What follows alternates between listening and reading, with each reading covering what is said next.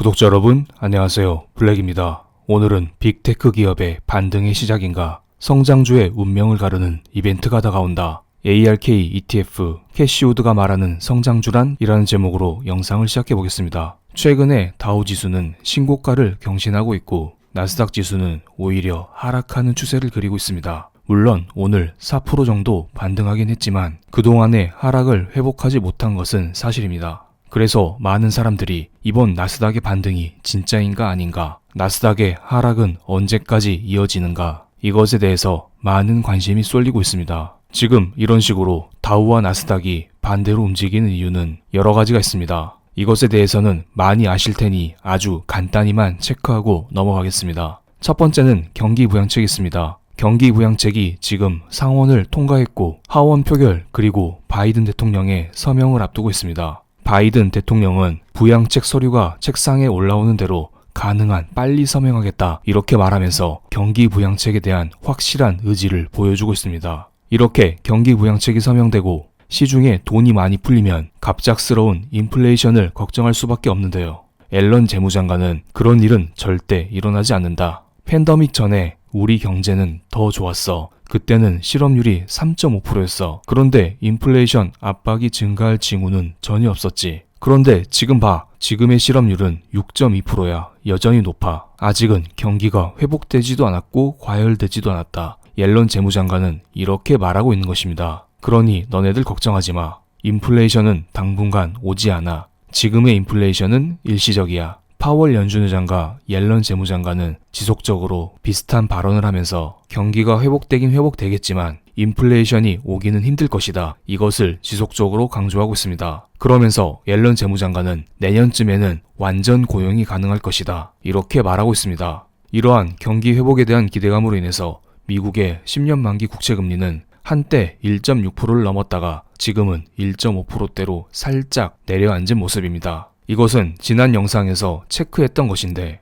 파월 연준의장의 최근 화상 컨퍼런스가 있었는데 이 자리에서 파월 연준의장은 지금의 국채금리 상승에 대해서 주목할 만하지만 우리는 그냥 지켜보고 있다. 다른 대응을 하지 않을 것이다. 추가 정책에 대해서 이런 식으로 선을 딱 그으면서 사람들을 실망시켰던 적이 있습니다. 그런데 3월 17일 연준회의가 있습니다. 연준회의를 앞둔 2주간은 블랙아웃 기간으로서 연준 위원들의 발언이 금지되어 있습니다. 그렇기 때문에 최근에 파월 연준의장의 화상 컨퍼런스가 마지막 우리의 희망이었다는 것입니다. 그런데 이 자리에서 그는 우리에게 아무런 대책을 주지도 않았습니다. 사람들은 다 이렇게 생각하고 있습니다. 수익은 다 신기루드아. 수익이 있고 없고는 중요한 게 아니드아. 우리의 자산은 어떻게 되는가. 모두 다 절망을 하고 있습니다. 왜냐하면 이렇게 파란색 미국 국채금리가 올라가게 되면 기업 입장에서는 자금 조달 금리가 높아지기 때문에 이러한 부담으로 인해서 기술주 중심의 나스닥 지수는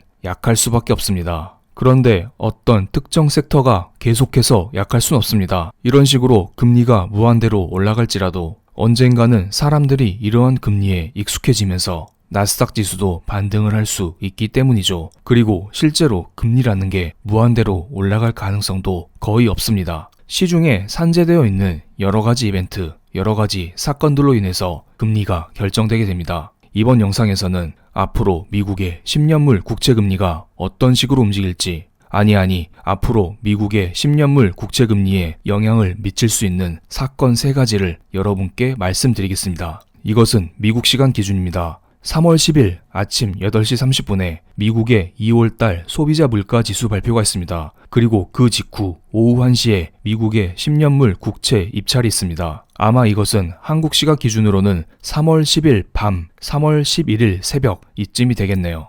먼저 2월달 소비자 물가 지수 예상치입니다. 전월 대비 0.4% 증가, 전년 동기 대비 1.7% 증가, 이렇게 시장은 예측하고 있습니다. 그리고 몇 시간 뒤에 미국의 10년물 국채 입찰이 있는데요. 만약에 소비자 물가 지수가 예상치보다 높으면 경제가 좋다는 증거입니다. 그렇기 때문에 이것은 앞으로 10년물 국채금리가 오를 것을 사람들이 기대하기 때문에 10년물 국채에 대한 응찰률이 낮아질 수 있습니다. 어차피 10년물 국채 금리가 더 오를 텐데 지금 사서 뭐해? 좀 기다렸다 사자. 이런 식으로 사람들이 생각하면서 10년물 국채에 대한 수요가 낮아질 수 있다는 것이죠. 이는 더더욱 10년물 국채 금리 상승을 불러올 가능성이 크다고 봅니다. 이것은 성장주에게 큰 타격이 될 수가 있고요. 반대로 소비자 물가지수가 예상치보다 좋지 않으면 경제가 생각보다 안 좋다는 증거입니다. 그럼 사람들은 앞으로 10년물 국채 금리가 떨어질 것을 기대하기 때문에 10년물 국채에 대한 응찰률이 높아지게 됩니다. 이는 더더욱 10년물 국채 금리 하락을 불러오면서 성장주에 긍정적일 수 있습니다. 하지만 지금은 연준의 지원 사격이 없다는 인식이, 아니 추가적인 지원 사격이 없다는 인식이 사람들의 머릿속에 박혀있기 때문에 혹시나 소비자 물가지수가 지나치게 안 좋게 나오면 증시에 전반적으로 부정적인 영향을 미칠 수 있음을 염두에 두시기 바랍니다. 그리고 그 다음 날은 미국의 30년물 국채 입찰이 있습니다. 아마도 미국의 10년물 국채 입찰의 결과와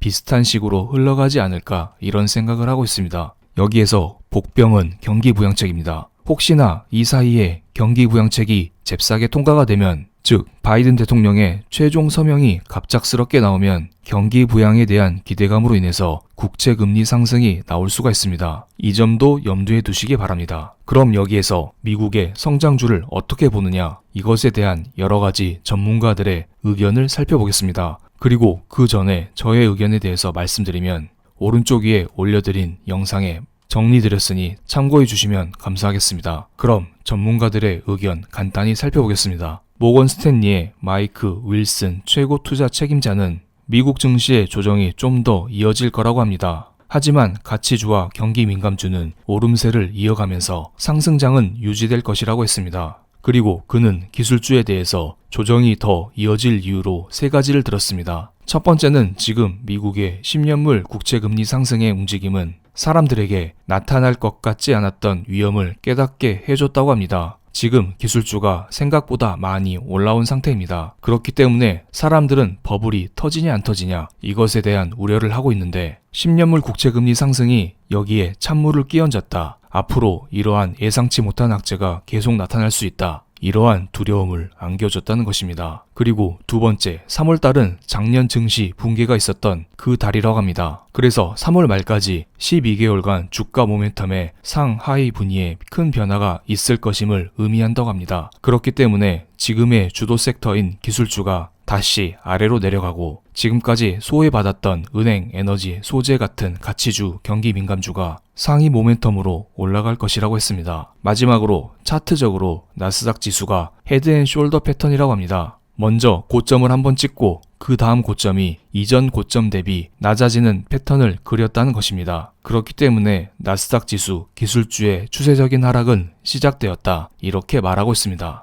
다른 분의 인터뷰를 한번 보겠습니다. 웨드부시의 댄 아이브스 애널리스트는 현재 기술주 투자자들은 안전띠를 착용할 시간이지만 최근의 매도세는 유망 기술주를 향후 3에서 5년간 보유할 금쪽 같은 기회라고 했습니다. 그는 이전에 모건 스탠리의 전문가와 반대로 당분간은 힘들겠지만 조금만 버텨라 이런 식으로 말하고 있습니다. 마지막으로 기술주의 어머니인 캐시 우드의 인터뷰를 살펴보겠습니다. ARK 인베스트먼트의 CEO인 캐시 우드는 ARK ETF 시리즈를 운용하면서 지금까지 엄청난 수익을 달성했습니다. 특히 ARK의 대표 ETF인 ARK 혁신 ETF는 작년에 수백 프로의 수익을 달성했습니다. 하지만 최근에는 꽤 크게 흔들리고 있습니다. 그래서 많은 사람들이 캐시 우드 돈나무 누나에게 이거 성장주 이제 끝인 거 아니야? 이런 식의 질문을 많이 하고 계십니다. 하지만 그때마다 돈나무 누님은 성장주는 끝이 아니야. 우리는 성장주를 더 사고 있어. 그런 식으로 말하면서 실제로 테슬라 같은 주식을 최근 하락장에 계속해서 사고 있습니다.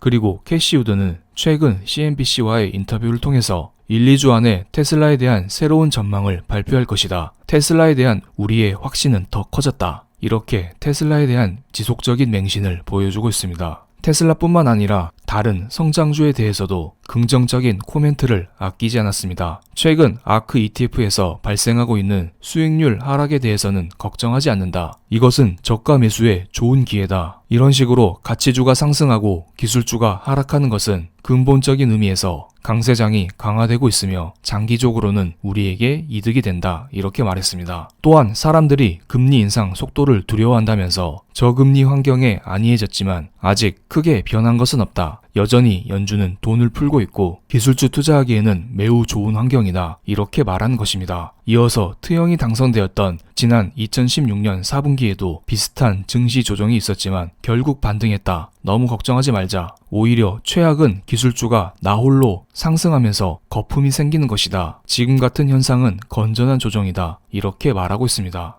여기에서 끝내면 섭섭하니 블룸버그와의 인터뷰 자료를 간단히 공유드리겠습니다. 이때에도 CNBC에 나와서 했던 말과 거의 비슷합니다. 그렇기 때문에 이것은 따로 말씀드리지 않겠습니다. 다만 한마디를 덧붙였는데요. We keep our eye on the prize. 우리는 목표를 향해 나아가고 있다. 우리는 단타를 하는 게 아니라 5년 동안의 시간 텀을 보면서 성장주에 투자하고 있다. 이렇게 밝혔습니다. 그럼 오늘 영상 여기에서 마치겠습니다. 감사합니다.